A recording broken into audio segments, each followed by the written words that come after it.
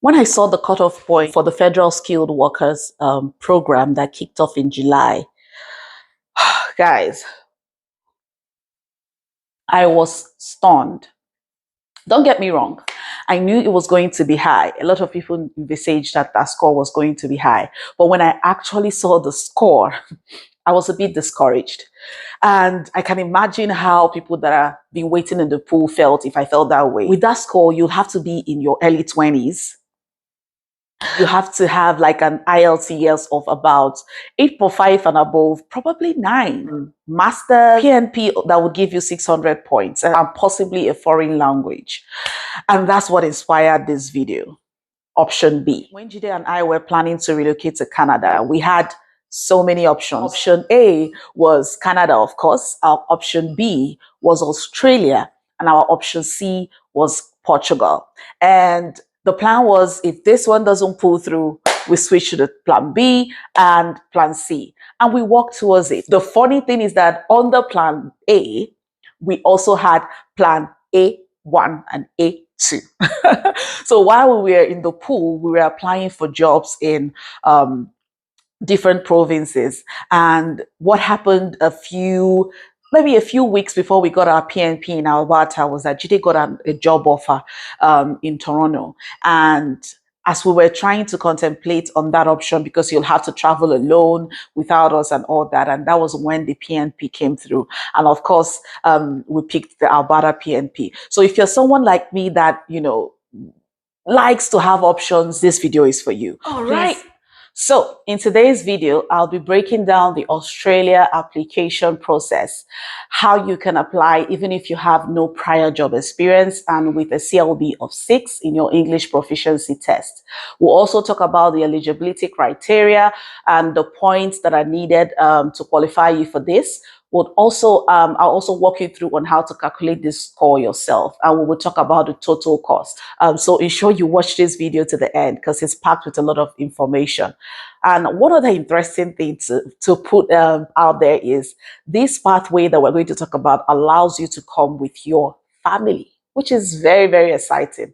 All right, so let's get right into the video. The Australian government has increased the immigration planning levels this year, providing additional option for those who want to immigrate to Australia. Quick facts. The Australia PR is valid for 5 years. And after 5 years, 4 to 5 years, you can seek citizenship. The processing time for this PR ranges from 6 to 12 months.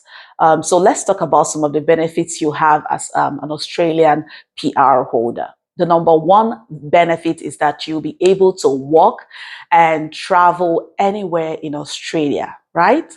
Number two benefit is that if you're pursuing a higher education, you may be able to be eligible for student loans, all right? And you would also get a $10,000 new homeowner award from Australia government when you're ready to buy your first house in Australia. Isn't that wonderful? All right, number 4 is that after 2 years with an Australian PR, you can apply for social security benefits, which every PR holder enjoy in Australia. If you go to Australia and you give birth to children there, they automatically become Australian citizens. You are also eligible for Medicare coverage, which is funded by the government through taxes, and you'll also be able to purchase less expensive health insurance as a PR holder. Also, another benefit is that you can sponsor your relatives to come to Australia. You can also apply for government positions, right, as a PR holder in Australia. And finally, it is the route to Australia citizenship, as I mentioned before. So the skilled independent visa and the skilled nominated visa are 2 subclasses available for the Australia PR visa. Primary distinction between these two is that the skilled nominated visa requires a state or territory sponsorship, whilst the skilled independent visa does not, the 189. While those who receive independent visa have no obligations, those who receive the sponsored visa have obligations relating to the places of residence. It is just like the PNP limitation imposed by Canada. just the same. We will focus on the Skilled Independent PR Visa 189 since it's the most popular PR visa for skilled employees. Now that we are aware of these two subclasses, we can now determine who is qualified to apply. You can apply from anywhere in the world. You are not required to be in Australia. International students and skilled foreign workers are both eligible to apply for this program. Also, your work experience can be from any place in the world. It doesn't have to be from Australia. If you're a skilled worker, you can apply from anywhere in the world. Even if you don't have any work experience, you must have at least a degree, diploma, or a trade certification to be able to apply for this PR. Another eligibility criteria to take note of is relevant work experience from the shortage list. There is a list of targeted occupation for each Australia visa and subclass. You must have a prior experience working in these fields to get points for it. You can visit the official website of Australia that I'm going to put on the screen just to see the profession list and know where your profession falls in and see if you are eligible to get that point. So under the skilled occupation list, enter your occupation. For example, if you are a manager, just enter manager and you'll see a list of visas associated with the job. You can also filter to show only the 189 visas. Besides each option, you'll see an assessing authority. You can also filter your search to 189 to show you the eligible positions on this subclass. If you're enjoying this video so far, please don't forget to hit on the like button and subscribe to our channel. Here we talk about all things immigration. We share our life experiences as immigrants here in Canada, and we share useful information that would help you settle down quickly when you finally arrive in Canada. So consider joining our family by hitting on that subscribe button, all right? And don't forget to tap on the bell icon so that you get notified whenever we upload a new video. The most recent draw, which 200 candidates were invited, had a minimum cutoff score of 90 for the skill independent subclass 189. So you would need to score as many points as you can, all right? Getting 65 points won't guarantee you getting an ITA. So work towards scoring higher points for this PR process. Your age is the first factor for which you would receive points for. If you're between the ages of 25 and 33, you will receive maximum score in this category, which is 30. Additionally, you lose 5 points per year as you age and you're still in the pool.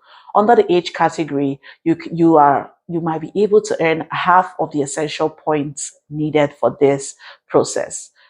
Another thing is your English proficiency. It is a second category for which you would receive points. If you have a CLB 8 or higher level of that, you would earn up to 20 points in this category and at least 10 points with a CLB score of 7. So if you are between the ages of 23 to 33 and you have a very good IELTS score, you already have 50 points down, which is very good. All right. The third scoring factor is work experience. You don't necessarily need to have a work experience from Australia. You don't need a work experience at all. But if you do have one, it will be very helpful. If you have less than 3 years of work experience, it would give you 0 points. Okay. But other points would come from experiences from 3 years and above. One thing to take note of is that your field of study must correspond with your work experience. It's very important, and that is what is going to give you those points that you're looking for. Another thing but that will be very important is education requirements. All right, you receive points if you have a bachelor's degree. Doctorate degree earned at an Australian university or abroad is worth 20 points, whereas a diploma or trade certification is worth 10 points. Additionally, you receive 10 points if your chosen skilled occupation has a qualification or award that's been approved by the appropriate assessing authority. Okay, Australian education is not compulsory through this pathway, just like I've been saying before. Now let's discuss a few distinctive factors. Partner skills. If you're single, you would receive an additional 10 points. However, being married does not automatically result in a point deduction. Okay, there are ways to make up for that lost point. The age, English, and skill requirement for this visa will be met by your spouse as well if you want to get points on that area. So the IELTS score must be at least 5. Additionally, you would receive an extra 10 points if your spouse fulfills all the requirements that you fulfilled on your part. You get an additional 10 points, so which is good. If you speak a foreign language such as Hindi, Spanish, Chinese, German, and any other language from your country of origin, you can obtain a NATI certification, which will give you an extra 5 points.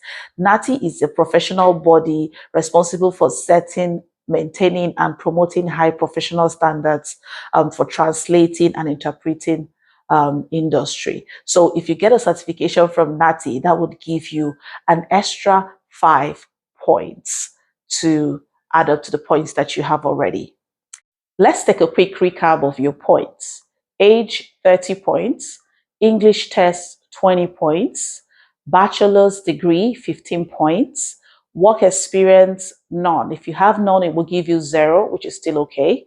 NATI certification, 5 points. Single stroke the spouse factor. If your spouse is able to meet the eligibility criteria, that would give you 10 points. This already has given us a total of 80 points, which is very good. If you have work experience of 3 years and above, the minimum you would get is 10 points. That has already raised up the points up to 90%. Okay, 90% was the cutoff point on the last PR draw that was held in Australia. Some bonus points to take note of. If you're an accountant or tech or engineering industry, these industries can give you at least 5 extra points if you get certification that is approved by the Australian government. So with all of these scores, your score can go as high as 100 points, okay? But if you are not able to, if you manage to get up to 65 points, that automatically qualifies you to create an expression of interest or an EOI profile for your PR application. So this expression of interest needs to be created on Skillselect, which is the site to apply for your PR for Australia. If you're a skilled worker or a business person who wants to migrate to Australia, you can submit your EOI from Australia or from any country you live in. Okay, submitting an EOI is completely free. You only have to pay your fees if you get an invitation to apply. Also, you submit all your other documents after getting your ITA. ITAs are issued every 3 months, and you would have 60 days to upload all your documents and pay your fees, which is 4,115 Australian dollars. You are not required to pay this amount until you get an ITA. If this applies to you, you may also include your current family members at this point of your application. You will be issued a bridging visa and informed of the grant of your visa if your application is accepted. While you wait for the processing of your application for permanent residency, you'll be able to enter and remain in Australia on the basis of this temporary visa. At this point, you'll get your visa grant number, start date for your visa, visa conditions. Please keep a copy of all your decision letter with you when you enter Australia. If your application is refused, you'll be notified, and they'll also tell you if you have the right to review the refuser. Your application fee will not be refunded if you have been refused a visa. So please make sure that all your documents are complete. Test reports, fee receipts, etc. should be in order before submitting a complete application, so you don't lose that huge amount of money. So we have come to the end of this video. Hope it was very helpful.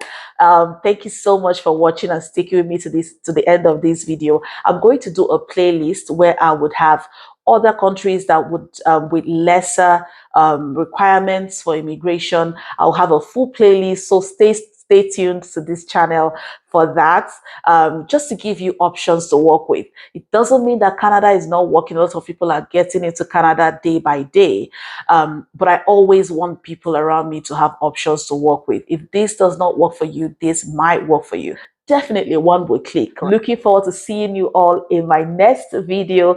Thank you. Have yourself a great week and see ya. Bye.